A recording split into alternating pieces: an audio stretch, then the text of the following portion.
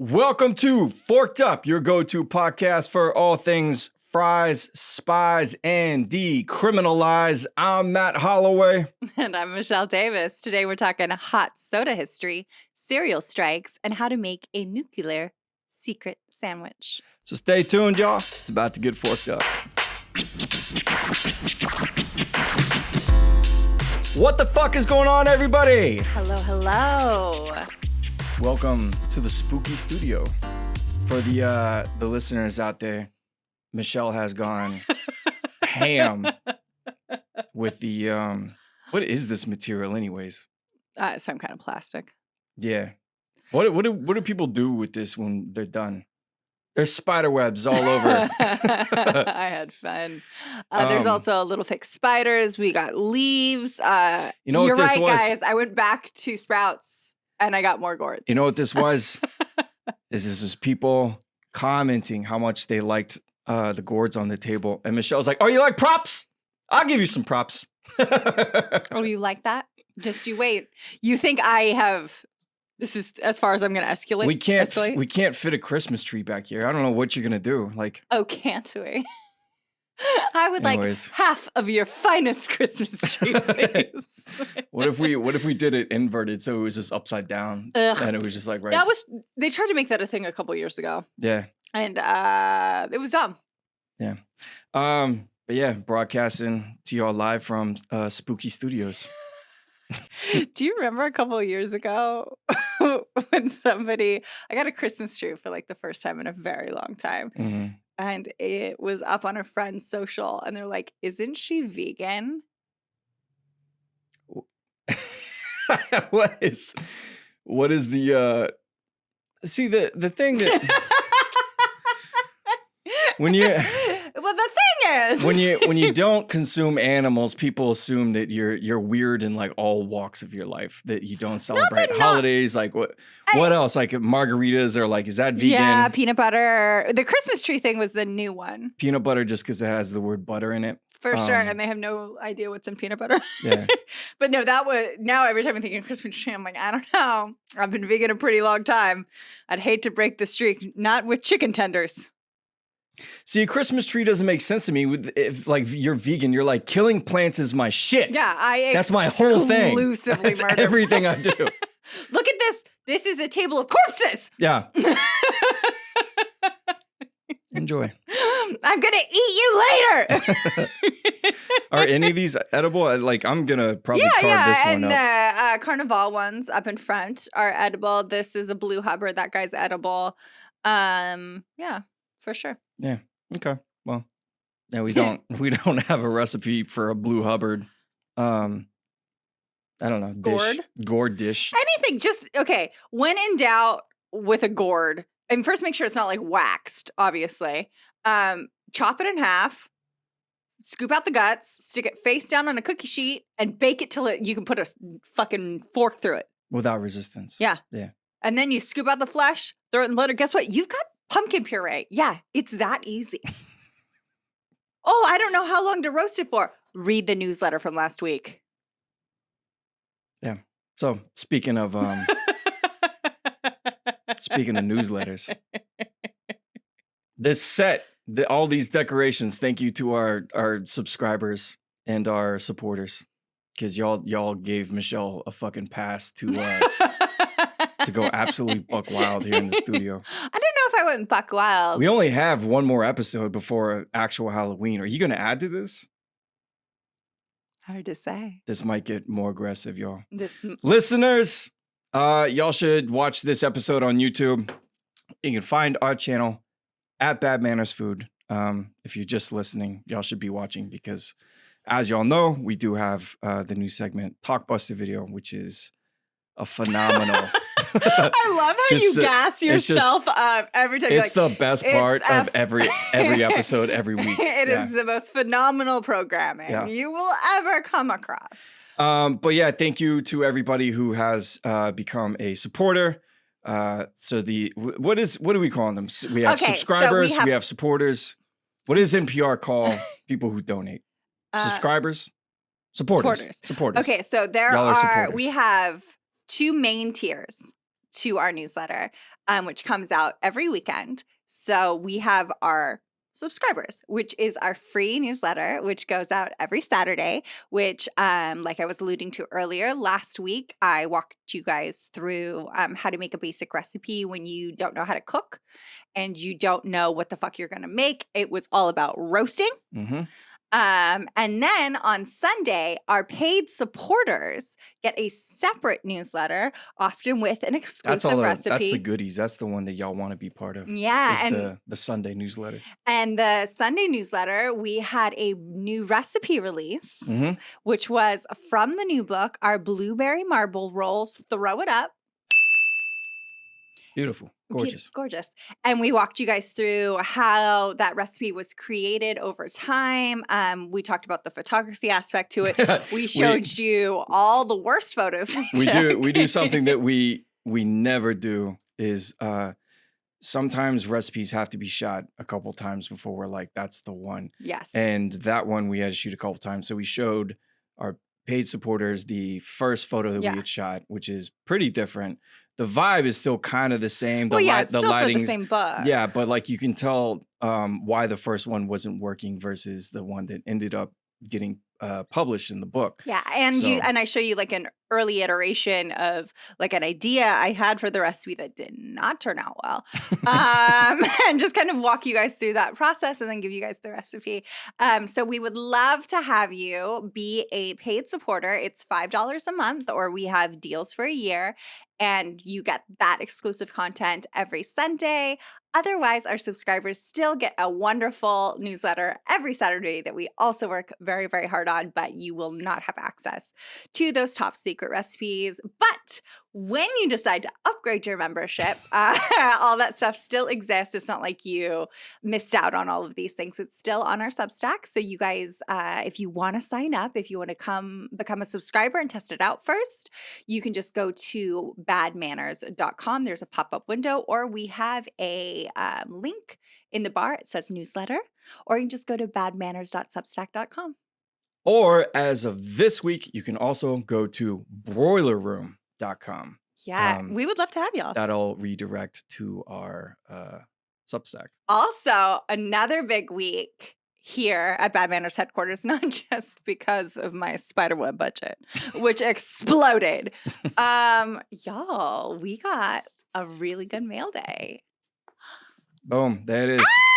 It's the new book in the physical copy of Ooh. Brave New Meal. Ooh. She's so pretty. Speaking of the recipe that's in the new book. Oh yeah, here.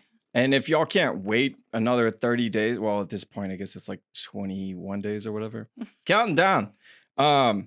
If y'all can't wait a little less than a month for the book, we're going to be releasing a couple more recipes to the paid subscribers. So pretty. Of the Boiler Room. So y'all will get those ahead of time before the book drops. Yes.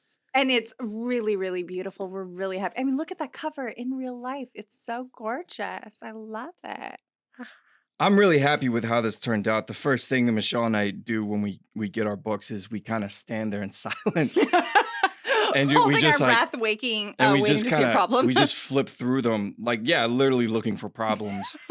I mean, we mentioned this in the newsletter last weekend, but we're both perfectionists, and we found a couple of minor things, but it's literally nothing no one's ever gonna notice. It's just like super minor stuff. But yeah, this is hands down our best book. I'm super proud of this. If you guys have not pre-ordered Brave New Meal, available wherever books are sold.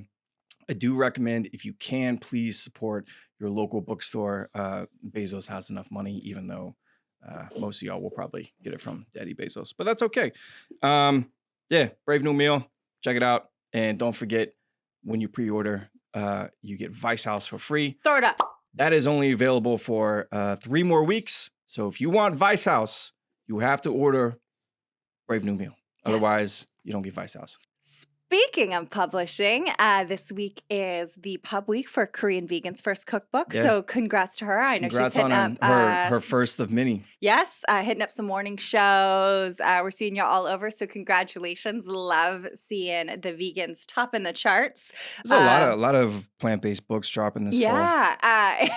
Yeah. Again, when we first published our book, everyone's like, oh, we published a vegan book 2 years ago. They had reached their cap. Good. They're like, we're maxed out on plant-based diets. And now to see so many banger titles dropping in the same year, all in the same category, it's as a vegan person who buys vegan cookbooks, I'm fucking stoked. Yeah. So congratulations. Yeah.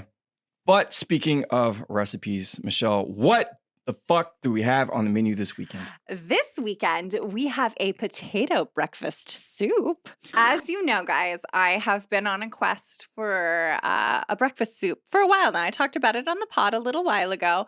A lot of other countries do. How's that not porridge? Isn't porridge breakfast soup? It's porridge. It's in the cat. I mean, I'll say oatmeal is on its way. Okay. To soup. Sure. But I want something savory. A lot of other countries, a lot of other cultures do savory breakfasts and savory breakfast soups. I went in on that action. I really fucking like it. But I've been sitting here like, okay, how can, without getting too weird, without doing like a full minestrone, which I would first thing in the morning. That's a bit much. I don't care.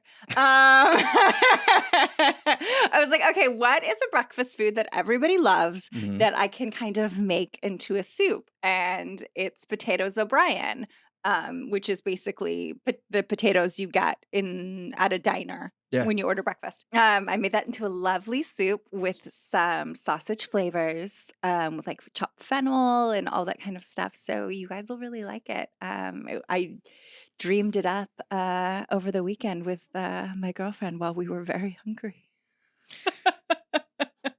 I will say, shout out to your girlfriend Kyria. She brought me a what was it? A sweet potato latte. Fuck a pumpkin spice. That latte was bomb. Yeah, it's from a place here in LA called Hilltop. If you guys have never been, it's delicious. They also do a pistachio latte, which is very good, but they just launched their sweet potato latte and it is fucking good. So, Kyria, thanks. Also on the menu this weekend are our spicy sausage and cheese kolaches. Michelle's breakfast soup has sausage flavors in it. Mm-hmm. And this recipe, we did we do this over? When did we do this? Yay. Spring, summer? It was this year. But now is the kolache season. Yes. This is the time to be making it. If y'all have not tried this recipe, this shit is bomb.com. I shit you not. He loves a kolache. If you guys don't know what they are, think of it like almost a bagel like dough stuffed with spicy little sausages and cheese. And it has a little jalapeno on top. Yeah. They're amazing. Fucking delicious. I gotta say, I'm liking the Halloween vibe that you're putting out. And I'm normally not a decorator. Right. Something about me has changed in the pandemic. And now I'm like, I want to fucking decorate. I need joy. Yeah. Okay. Halloween's a great holiday, but it is kind of a red flag for me when people are like, it's my favorite holiday. I'm like, this is a better holiday. Like, I'm not saying Halloween's not dope. It's fucking rad. But like, I think if it's your favorite holiday.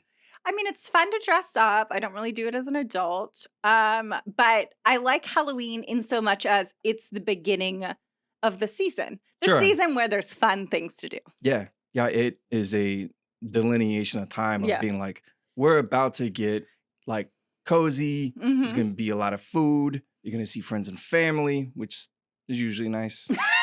Which sometimes could be good. Sometimes not so much. What was your favorite costume as a kid? I went as a pirate a few years in a row because like we had to alternate. Like my sisters, it was like you got a costume one year, but you had to wear that for like 2 years. Oh, we did the same thing. Oh yeah. I mean, if you have multiple kids in a family, yeah. You're not buying a fucking costume every year. What are you, out of your mind? My mom would kind of make them. Right. So, it was definitely an every other year situation. So you had to pick it in like June. Right. Yeah. So she could like start sewing. Yeah, start sewing it. Yeah. I'm surprised you didn't say your Oscar the Grouch costume. Guys. Let me, maybe I'll find it. But if I can't find it, Caitlin's going to provide the photo via my sister Heather of me as Oscar the Grouch. That was younger than me though. Like that was fun. But yeah, those costumes, they had real thick masks and you had pinholes to breathe in. I've always been trash. So if I can find a picture of a little kid costume that I wore, I will also throw it up right there.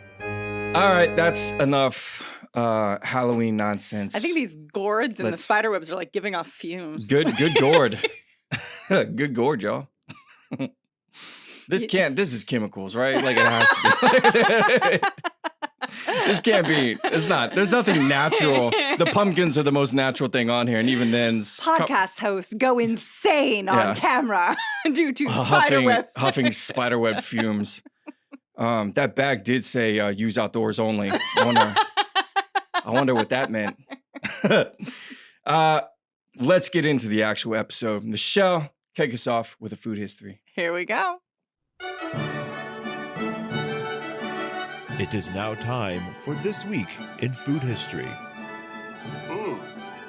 This some serious gourmet shit. So as temperatures drop all across the country, we're going to start talking more and more about cold weather foods and their history. First up, hot soda. Fuck is a hot soda? That sounds like a sex move. Ooh, what would that be? You remember like in grade school when people would be like, you know, it was like the era of Dirty Sanchez and shit like that. Yeah, and the Cleveland Steamer. Yeah, someone's like, I gave her a hot soda. Yeah, like, exactly. What the fuck is that? Yeah. Oh, you don't know? Yeah. You're not a sexually active first grader? Something horrendous, I promise you that. Well, you guys know I've been on a quest to find inspiration for brand new hot drinks. And unfortunately, before I came to a good idea, I came to a horrible idea. Okay, so hot soda is not something that Michelle invented. This is negative. This existed before. Yes, that is right. I know in places like Texas and other southern states, they occasionally enjoy a hot Dr. Pepper with lemon. Yeah, that's not an unusual thing. I don't like it, but I've seen it. Yeah, and think of it more like it's a winter beverage for sure. Mm-hmm. And it was no one's going out in fucking August in Houston, Texas after mowing the lawn. What's in your thermos? And well, just some hot Dr. Pepper. I was steeping some Kool-Aid in the sun. Sun warmed Kool-Aid. Gatorade, hot. But this story is so much wilder than that. So from the turn of the last century until about the 1960s, soda fountains, like the one you guys see in old movies, very common, they were fucking everywhere. According to the New York Times, Americans were spending $700 million annually at soda fountains in the 1920s. Y'all didn't have $700 million in the 1920s. Y'all didn't have that kind of money. We weren't even in space yet. What the fuck are y'all doing? They didn't know that the Depression was coming, okay? They were just spending every last dollar on soda. Maybe we deserve the Depression if y'all are spending $700 million on hot soda. Yeah. So when temperatures dropped, the soda fountain owners stopped churning out income, Mm-hmm. So everyone was like, fuck, we got to get creative. Like, how are we going to get people in these seats? And so they started serving what they called hot sodas, which could mean anything normal, like eggnog, to a hot mint julep, to a reeking smatch, which was a hot blend of, brace yourselves, clam juice, cream, and ginger. Reeking I don't like this segment. Smatch. That's another sex move. You know what? We've all encountered a reeking smatch. We've all encountered it. This is an educational podcast.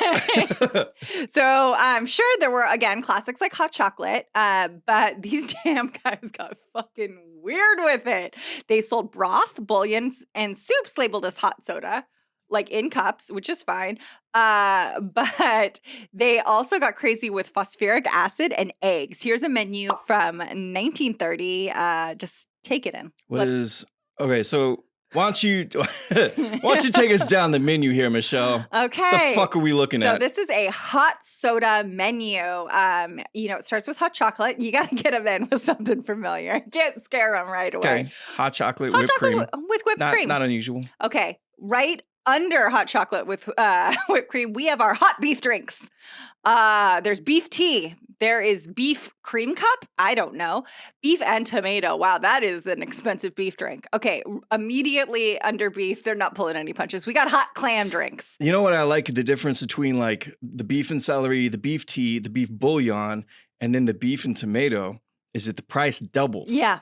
And tomato. And that's because of that fucking tomato. That tomato is, it doubled it. You're right. So hot clam drinks. Yeah. Drinks that are as invigorating as the seashore. So there's clam broth. There's clam bouillon. There's malted clamet. Don't know. Hot celery punch. It's under clam drinks. There's clam in it. Alaskan toddy. No way of knowing. Clam and ginger. Okay, then we have hot tomato bouillon, all that. I'm on tomato bisque. That's fine. I wouldn't call it a hot soda, but I wouldn't mind drinking a hot cup of tomato soup. That's fine. Mm-hmm. Then we got hot teas, fine. Hot ginger tea, fine. Hot lemonade, it's different. Hot malted milk, whatever. And then at the very bottom, we hit them with the hot egg drinks. Yeah, we got a hot egg bouillon, a lime juice flip. What is hot Delmonico? What is that? Delmonico was a famous restaurant in New York. Yeah. But I think it was Italian. But they had amazing hot menus. egg chocolate. The fuck? Yeah. This is violence. Yeah.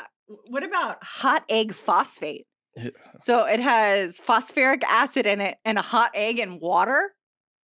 If you want your drink to smell like a fart, try a hot egg phosphate for 10 cents. Yum. Where's this from? Where's this fucking menu? It's from the 1930s. God damn. Okay. So obviously the makers of these soda fountains and extracts helped with the wintertime transition, giving out recipe ideas to get more butts in these seats, like I was saying. An issue of The Soda Fountain, which was a magazine that went around, for example, suggested... Wait. The soda fountain was like a TV guide. It was like a magazine. Well, to soda fountain retailers. So it was like, Tractor Monthly. Not to consumers. No. Okay. So the issue of the soda fountain, for example. For soda jerks only. Yeah, exactly. And they suggested staging a hot soda pageant. And I don't know. And they would select different drinks each month and put them in window displays and like make it like a whole scene. I wish I could go back in time. I wouldn't even kill Hitler. I would just go. I would go and see what the fuck is going on with these hot sodas. I want to see these window displays. I have to know. You can't see the thing about going back in time to kill Hitler. Yeah. You can't do that because you also kill the guy who killed Hitler. Oh. You can't do that. Wow. Yeah. The guy who killed Hitler was Hitler. No. It's a twist. It's a thinker. As a thinker. Yeah. So, like, what would the display be for the reeking smatch? The CO cocktail, which was castor oil and soda, or a celery caffeine bromide. This is... Can you caffeinated celery? We thought celery juice in the morning was a fucking scam. I do find some solace in like this, that like it's always been a scam. It's always been bullshit. It's always been bullshit. And like food culture in and of itself, like people post like egregious fucking crimes against food, right? Yeah. That's half of what Talkbuster video segment is just people cooking that plug. Terrible shit. But like, it's always been this way. This is how we are. This is how we are. Food abuse. Yeah. It's always been this way. So this practice eventually wore off as soda fountains slowly turned into lunch counters, where they could actually just, have soup and sandwiches. And so they didn't have to worry about the change in weather as much because people are still needed lunch. Right. But we'll always have the nightmares they left us with. That being said, I wouldn't mind if sipping on like a giant thermos of broth all day long got more normalized. Mm-hmm. But while we're on the subject of broth, I have a PSA. Bone broth, it's stock. It's not a different thing. I don't even know what the fuck bone broth is. And it's just marketing. It's just marketing. I guarantee you half the audience doesn't fucking know what it is. Okay, so broth is made with vegetables or veggies and mostly meat. Okay, there's some bones in there, right? But it's mostly the meat. Mm-hmm. Okay, while stock is made with a lot more bones, so the collagen seeps out and it makes the stock thicker. Is that why? Than a broth? Is that the marketing aspect? It's like a collagen thing. Yes. So people think that if they consume it, that they that they can absorb it. Yeah, they can absorb it. Of collagen. Yeah, that's dumb. Well, it's the same reason our mothers ate a lot of Jell-O. That was like the health food thing in the 70s was like eat a lot of Jell-O because it's made with gelatin, that it'll help your skin and your nails and all the same things. Same story, old as time, but bone broth, it's stock. Shut the fuck up. It's just marketing. It's very annoying to me. I love in the scenario that you have the ability to time travel. Michelle goes back in time, like not like past Hitler, like and goes to like a soda shop with her cell phone, just pops up and just snaps an image and is like, all right, I'm out. I time travel to clown and clown only. I'm like, y'all are dumb. I'm out.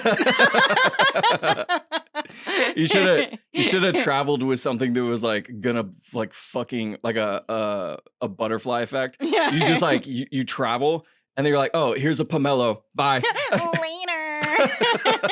Hey, women are gonna vote. Fuck you.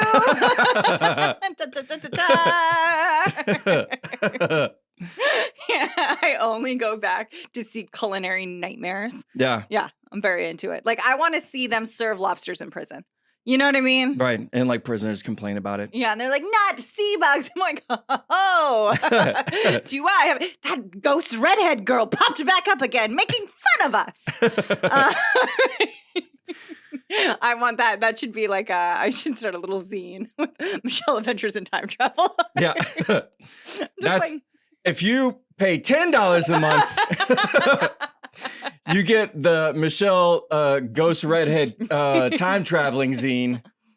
All the adventures of Michelle fucking up the past and the future by making fun of people's very strange food choices.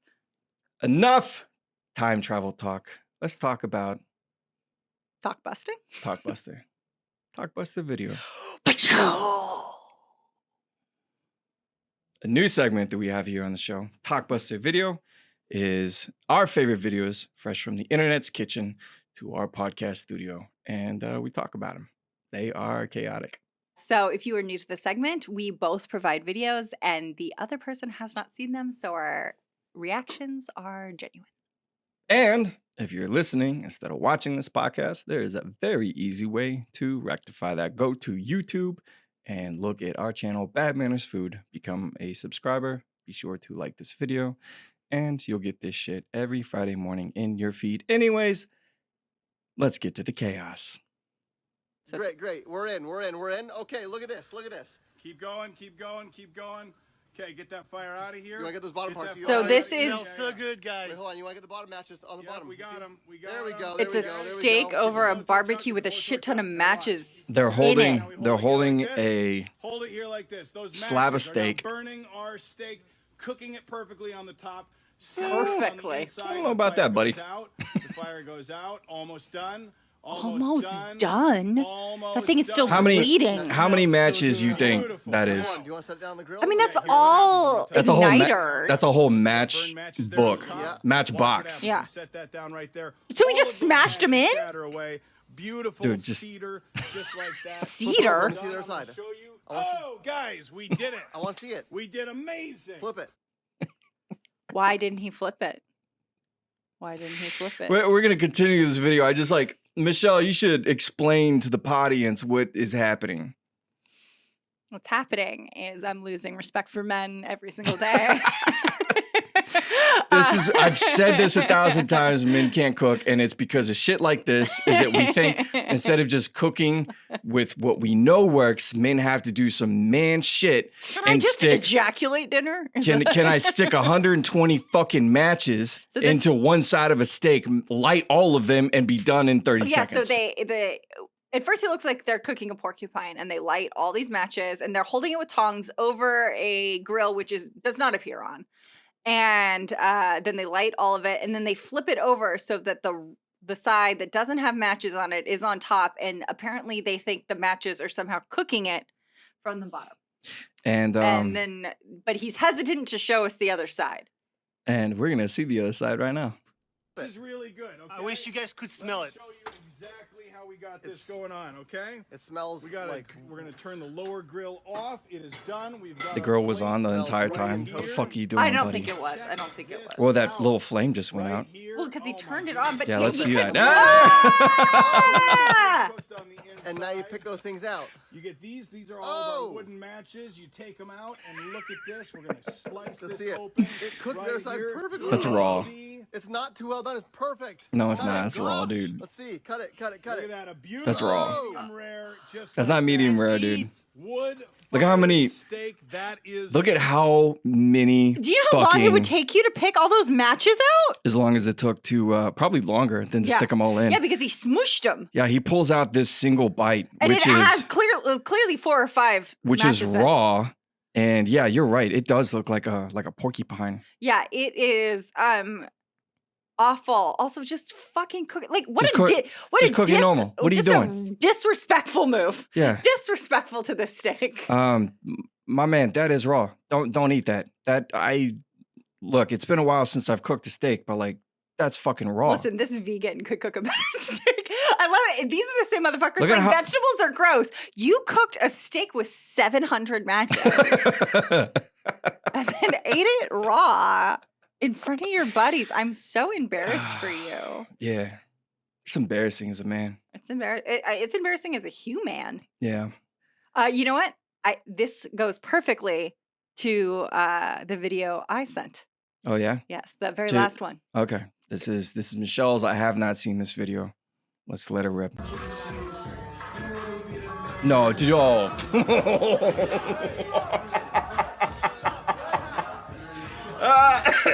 Oh no. How fucking wasted is he? Matt, can you please tell the people what we just saw and then replay?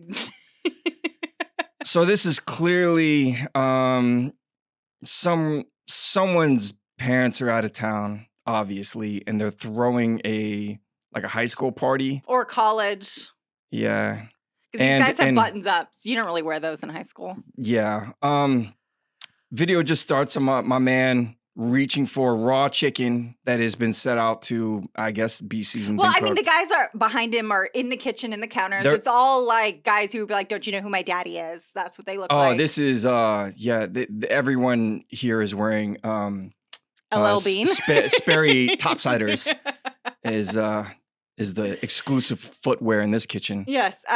So one of the guys picks up the raw chicken and just grabs a bite of it. But his buddies, they come in hot like he's a naughty puppy. They're like, drop it. Yeah, they hold one guy. You can tell he has a dog because they hold his fucking face. And then the other guy goes into his mouth like, no. Look at how he's holding it. Like, these guys have dogs. Dude. He's fucking wasted. You're right. And then he spits out quite a sizable chunk. This looks like an oil painting. It's beautiful. Call it salmonella. Fellas, I don't really care what you eat. Just get better cooking. This is what are we doing here? A chicken died for this. Shout out to his boys. They came in hot. Immediately. Hot and ready. It's like they knew because the moment he picked it up, they were all on him. Speaking of food poisoning. Ugh, okay, I haven't seen this. Blended canned salmon and raisins will forever be my favorite dip.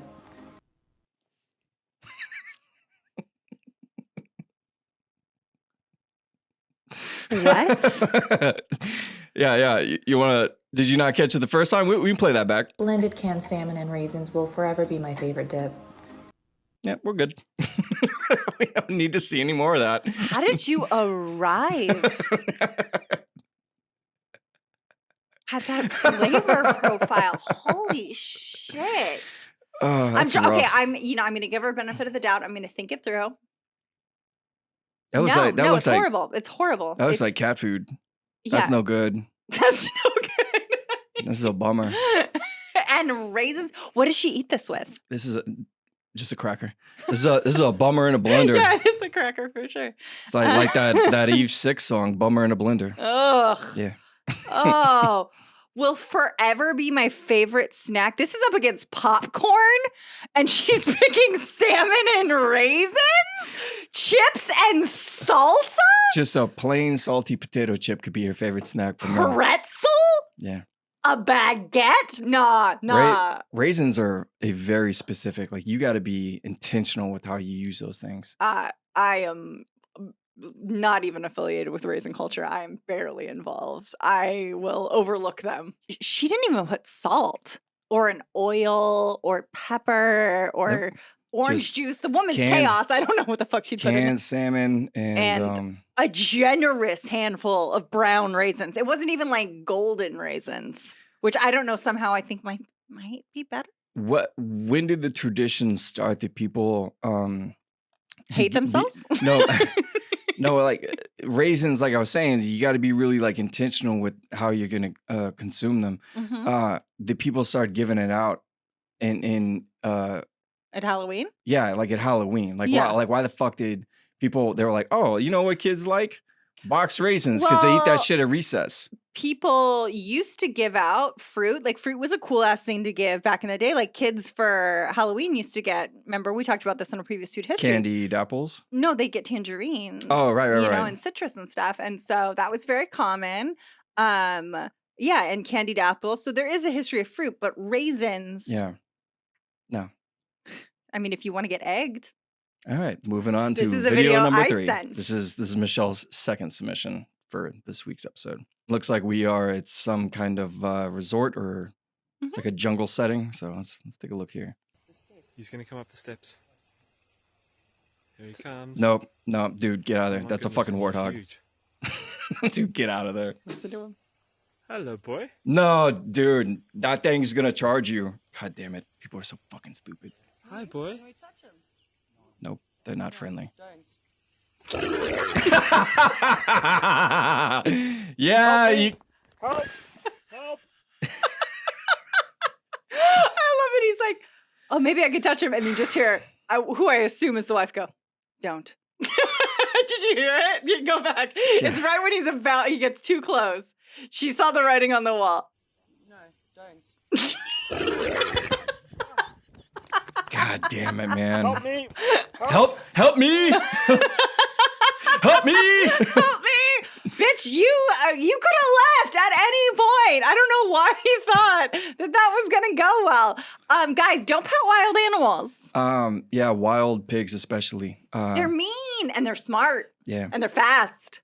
I know that like it was maybe a year ago, maybe 2 at this point that there was that hog discourse on Twitter. Somebody was like, I need an assault rifle in case like 47 hogs come into my yard in 2 minutes. Storm my yard. Here, hold on. Let's get.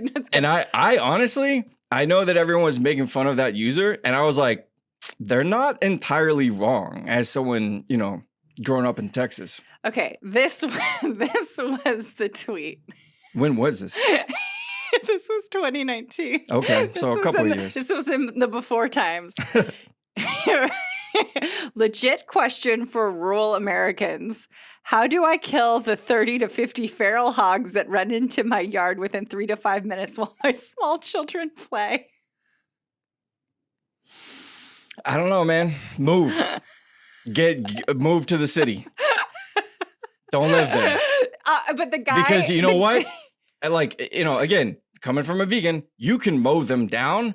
A week from now, there will be more. Like, they're going to come back. Though, to be fair to this guy, you know, the whole internet made fun of him for weeks. And it comes up under possibly every hog video. Yeah, it has become a meme unto itself. Yeah. The guy understood that he's like, my question was serious, but I do see now that it was fucking ridiculous. Yeah, it's ridiculous. His name was Will, or it is still Will. I don't think he's legally changed his name. Oh, next to his profile, he has a hog emoji. Hell yeah. He gets Embrace it. He seems cool as fuck. Yeah. He's on the hog side now. Yeah. Back to silly videos. Okay. Honestly, I could do a whole segment on pigs.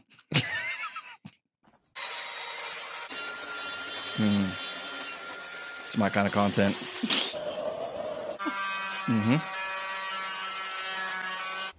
Yep.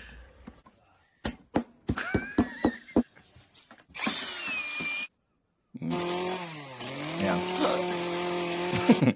So this guy is making a cold cut sandwich using only he just used an awl?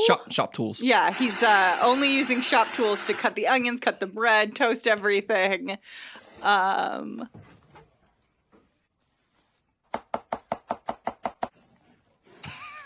Honestly, he's doing better than the two Look guys. at the craftsmanship. Is this Hank Hill? Yeah, belt sander. There you go. You need a smooth edge. I mean, good looking sandwich by the end of it. That is craftsmanship if I've ever seen it. I'm not mad. He knows what he's doing, and I'm assuming he ate it. Yeah, maybe using like power tools and making food is like my kink. I don't know. I saw that and I was like, there's nothing to make fun of here. This is art.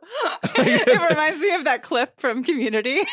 I hope this doesn't awaken anything in me sexually. Yeah, that's art. That's this. No notes, man. No notes.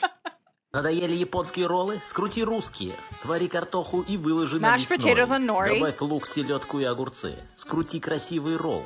Зарежь его на 8 частей, положи на тарелку и съешь, пока никто не видит. Okay, it sounds like Russian. I think that's pickled herring. Yeah, I would guess. So it has a pickle in it. It has some type of fish instead of rice. Is that green onions? Yeah, they use mashed potatoes instead of rice. Green onions. And then they put little gherkins in there. Yeah, that's and Russian. then they roll it like sushi. Mm-hmm. And then he cuts it. I mean, honestly, the craftsmanship is better from any man we've seen. Yeah. Still weird. I think it was Russian. Sound off in the comments if I am wrong. I wouldn't eat it. I mean, because of the fish. But honestly, I'm not mad about pickles and mashed potatoes. I mean, I wouldn't I wouldn't recommend it, but I could see myself dipping a pickle in mashed potatoes. At first blush, I was like, this is horrendous. Yeah. But then the more I thought about it, I like green onions. I was like, okay, mashed potatoes, green onions, nothing weird there. Like, okay, obviously I don't eat fish, so I don't know what the fuck that tastes like. But I assume salty. Yeah. You know. And then pickles. Like, I don't know. It's not that unusual. I mean, potato salad has pickles in it. And then his roll technique was very good. Yeah, it was good. That was not the first time he did it. Honestly, I'm not that mad about it. Yeah. I mean, again, I wouldn't serve this into anyone. I wouldn't admit eating this. I've seen worse here. I'm still not over that hot dog video from last week. That was fucking horrible. You know, the worst part about that hot dog video is whoever it? created that, and that was whoever the person that owns the rights to that. We got a copyright thing on our YouTube for showing that for 40 seconds. Because they were very proud. During 63 minutes worth of content, we showed their video, which was our mistake, for 40 seconds. Which was our bad. So we got demonetized. And Meredith wasn't having it. Yeah, the two options that we had were to completely cut it out of the episode or to demonetize the episode. And we were like, fuck it, leave it in. Because people need this info. Because we're spiteful people. So last week's episode is demonetized on YouTube. So feel free to click around to every other video except that one. Ugh. Yeah. Ugh. All for the hot dog cocktail. Disgusting. She's really proud of that. She's trying to make pennies on the dollar on YouTube. I mean, aren't we all? let's get into the actual news. Because I could do Talkbuster all day. I have to cull it because as we're preparing the episode, I'm like, oh, these would be good for this week. And I set a few aside. Like little treats for later. I'm like, ooh, that's next week. Or like, this one's too spooky. This one's too spooky. I got a whole Halloween Talkbuster lined up. I'm very excited about. But yeah, let's get into the actual news. I hope that y'all are enjoying the plethora of pumpkins that we have here on the podcast table for y'all this week, because we do have all of us might have a pumpkin budget in the future, because North Carolina farmers lost half their crops due to a wetter than usual spring and summer last year. Oh, no. Forcing farmers to import pumpkins from Ohio and raise the prices to cover the cost of importing them. These better not be some dirty Ohio pumpkins.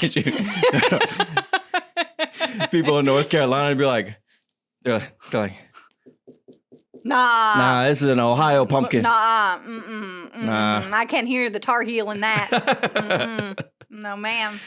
Kansas has also seen more frequent flooding and warmer summers than usual, so some farmers have been driving to Nebraska to bring pumpkins back over the border. The wetter seasons... Can you transport a pumpkin across state lines without permission from Jack Skellington? So far, it's legal.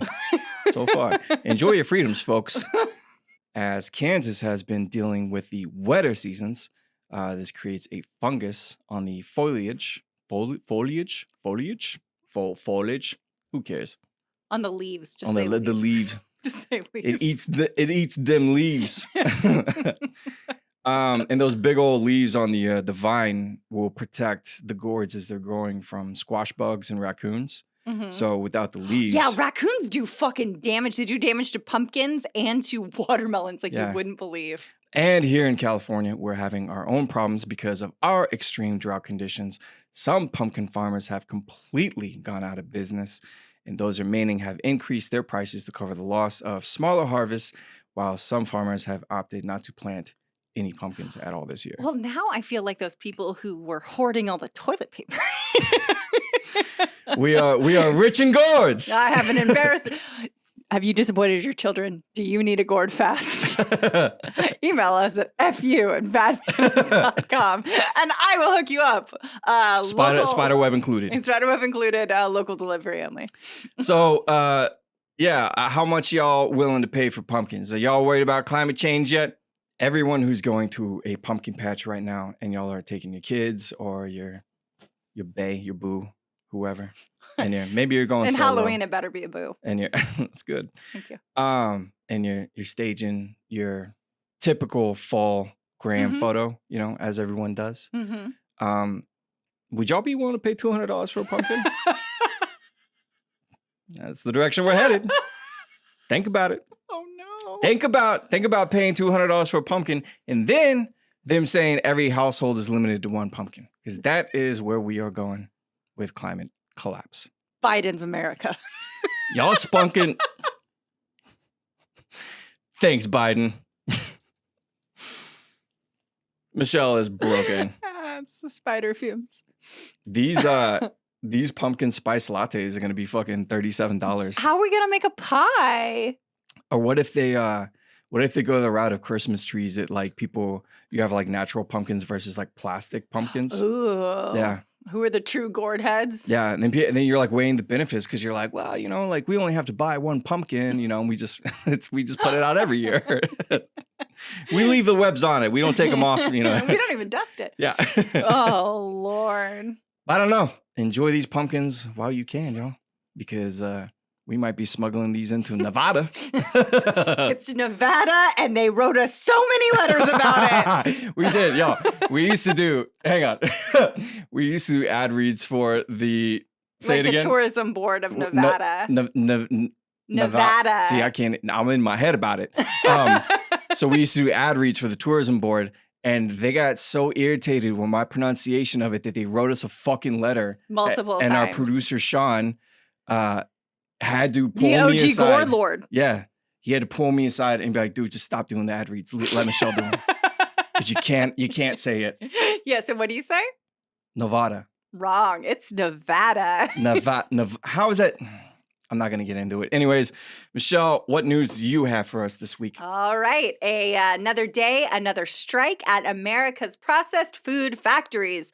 Workers at all of the Kellogg's U.S. cereal plants went on strike last Tuesday. That's roughly 1,400 workers with all the plants in Omaha, Battle Creek, Lancaster, and Memphis striking together. The company and the workers have been at the negotiating table for over a year, and despite making employees work 12-hour shifts 7 days a week during the pandemic, Kellogg's has refused to budge on their plans to eliminate premium healthcare, holiday and vacation pay, and reduced retirement benefits, in addition to wage freezing. So, Not great. Not a good look. Not a good look. Especially going into the holidays. Not cute, not cute. In particular, Kellogg's is seeking to expand a 2-tier employee system, which is they have legacy employees and transitional employees. For me, this sounds a lot like the full-time and part-time bullshit that a lot of places This do. sounds like subscribers and sponsors. Supporters, excuse me. How dare you? Under the system, which has currently been in place for the prior 5 years in the last contract negotiation, transitional employees receive less pay, about $12 less an hour, and reduced benefits compared to legacy employees. But only 30% of all employees are currently allowed to be classified as transitional. Kellogg's is currently seeking to remove this cap, which shows you exactly what they want to do. That's like when I started working at Whole Foods. We were 80% full-time, 20% part-time. By the time I left 10 years later, it was the opposite. And that is because they did not want to pay for all the benefits that go along with, being an employer for a lifetime of people. It seems like there should be some kind of, and maybe this does exist, but there should be some kind of legislation that's like, you can't technically be like an LLC or an S corp in America and have X amount of employees and be in this tax bracket. And not have full-time employees. But not have full-time. If you're a company that has 90% part-time employees, like, I don't really know that you're a company. If like 10% of the people who work in your company are like members of the board and like that's it and everyone else is part-time, like. That sucks. And if you guys think that these workers are just money hungry, which is what Kellogg's is trying to allege, the top pay for legacy employees is $30 per hour, which is about $60,000 a year if people work a standard 40-hour work week.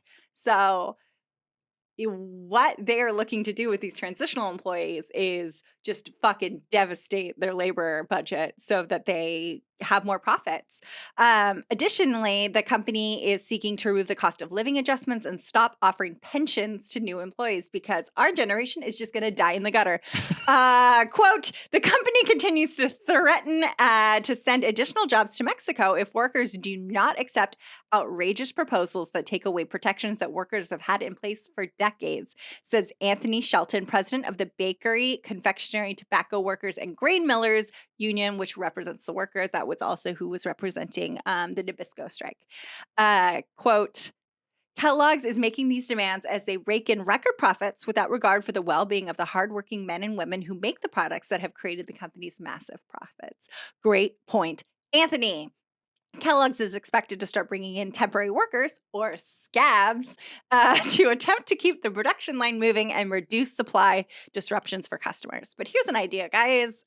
Maybe stand in solidarity with the Kellogg's workers, and let's not buy any Kellogg's cereal products or Kellogg's products in general while the strike is underway. Some of Kellogg's most popular cereals include Corn Flakes, Frosted Flakes, Fruit Loops, Rice Krispies. That's right, no Rice Krispie treats for Halloween. They're easy to make. Y'all can do that on your own. You don't get an off-brand store brand, okay? Raisin Bran, Apple Jacks, the hippie Kashi cereals. That's by Kellogg's. Frosted Mini Wheats, and a Davis family favorite, Crispix. No one else likes them, just us. We've been keeping that in business. And Mom, time to stop. So there you go. Fuck Kellogg's. And I hope these workers get all of the things that they so strongly deserve. This would be a great platform for either conservatives or liberals to jump on and be like, we're going to champion the working class people. Yeah. Like $60,000 a year is not an unrealistic ask. And like, that's the ceiling, right? That's the ceiling. Like, come on. Like, Republicans in LA, that's not a living. That's barely a living. I've lived here on $21,000 a year. Guys, that's rough. Yeah. It's amazing to me that they don't use this opportunity to be like, no, these massive, conglomerates like Kellogg's, they're these umbrella corporations that underneath them they have like, dozens of other companies that make just astronomical profits. So Kellogg's was like, actually, some of our employees made $120,000 last year. And when the union guy was like, that was due to mandatory forced overtime, and you also want to get rid of that overtime pay. So you want us working double the hours like we did last year, and you want us to make the same fucking amount of money. You want us to take home $60,000 a year, though we did $120,000 worth of work for you. It's insane. Fuck you guys. Yeah. And their solution to this is just outsourcing it to another country. Yeah, they keep threatening to take it to Mexico. That is not an American company. Kellogg's is not an American company. So fuck Kellogg's. We will have a nice little infographic that Caitlin's going to put up of all the brands that Kellogg's owns. And y'all can not buy these brands. That'd be great. Stand in solidarity with these workers striking. They are not asking unrealistic things. Yeah, they would want, they're asking for what you would want as an employee. And what are we going to do as a nation when a whole generation of workers don't have pensions? Yeah. And speaking of unreal, this past weekend, a married couple in Annapolis, Maryland, were arrested after using a peanut butter and jelly sandwich to share state secrets with a foreign country. Jonathan Toby, a naval officer and a nuclear propulsion expert, spent the better part of this year selling sensitive documents about U.S. nuclear intelligence to a foreign country. So because of his job, Mr. Toby, being a nuclear engineer in the Navy, he had access to all these like sensitive government documents, which he offloaded onto SD cards, and then he would deliver them to these dead drop points. The first one he did this past June, he plastic wrapped one of the cards and put it inside of a peanut butter and jelly sandwich. Why don't you just put it in an apple pie, you son of a bitch, you traitorous motherfucker? Why are you putting them in American foods like that? Fuck you. Is peanut butter and jelly like an American Hell staple? yes. Actually, peanut butter, one of the first, the Incas, I think, were using peanuts and peanut butter long before, but the thing that made peanut butter really popular was actually Kellogg's. Oh. Yeah. Fuck Kellogg's. Fuck Kellogg's. But also, fuck Toby guy. Fuck Toby. So he did a second drop in July where he used a Band-Aid wrapper, and then a third drop in August where he used a package of gum to hide the SD card. So in exchange for all this, Mr. Toby received roughly $30,000 paid in Monero, which is a cryptocurrency. That is not that much money to betray your country. That is a half a year at a Kellogg cereal plant. Get a real job. Listen, my man, you could get that much working at the Gap. Dude, like go get a real job. Put some butthole shots up on OnlyFans. Yeah, post hole on Main, brother. But what he didn't know is that the entire time he was talking to an undercover FBI agent. So his partner in crime, Diana Toby, his wife, served as a lookout during these dead drops. And she was also a school teacher at a private school in Annapolis. And yeah, like you're saying, that's really $30,000 to sell out your country. And like the risk of getting caught. We used to execute people for this. You got to have at least six figures for me to run this kind of scam. Like, this is crazy. No, I'm just not doing it. No, I'm not a particularly I'm not saying I'm doing it. I'm just saying the price tag isn't even in the ballpark. This is realistic. I mean, he's a career soldier, and like his only job was to ever work. Like, who did he think he was selling it to? What do you think they were going to do with the money? Like $30,000? Like, what are you? We're getting a hot tub. Yeah. Hey, you guys like the new Honda Accord? Yeah. It's in the driveway. Yeah, it's nice, right? Yeah, don't worry. We're in a much safe country because I got this Honda Accord. Like, yeah, what are you doing? And it's not like it's an ideological stand. It's not like he was a whistleblower and like leaked stuff because he felt strongly. He was just trying to get his dick wet. Yeah. I want to know what his exit strategy was here. Like, okay, so you get the $30,000, and then like your life plays out like the end of Swordfish. That you're John Travolta on a fucking yacht. What? And you have like a face operation, you know, and you're riding off into the Italian sunset with Halle Berry with $30,000. The fuck is wrong with you? No. Ask more money, dude. No. Also, yeah, don't sell out your country, you know. But if they kept this going, do you think that like they would have continued using like other foods? Like, so they started with peanut butter and jelly. Pack of gum. They did a pack of gum. Like, do you think that eventually they would have arrived at like a Taco Bell Crunch Wrap Supreme? I mean, is there anything more American? There's layers in there.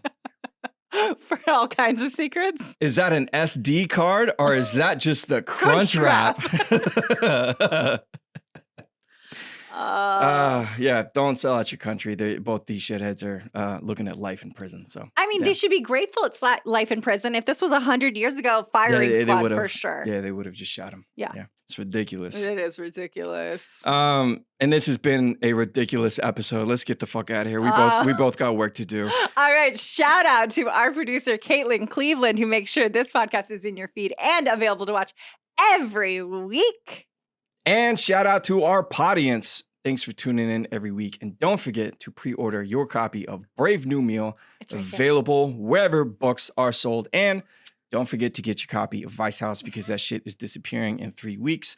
Do that now because, I don't know, I might get trigger happy and just pull it early. Who knows? You can also find us on Facebook, Twitter, Instagram, Pinterest at Bad Manners Food. You can also find us on Substack at badmanners.substack.com. All of our recipes, including the ones mentioned in this episode, are potato breakfast soup, which we are going to go shoot right now, apparently. And our spicy sausage and cheese kolaches are available on our website, badmanners.com. And if you want the recipe to our blueberry marble thyme rolls and you can't wait for the book to come out, if you become a paid subscriber on our Substack, you get access to that and other recipes, which we have. We haven't picked what recipes, but you're gonna get a little teaser here and there. $5 a month. Go sign up today. Boilerroom.com or go to bravenewmeal.com. Yeah. Newsletter up at the top. Stay hungry, keep cooking, and we'll see y'all next week.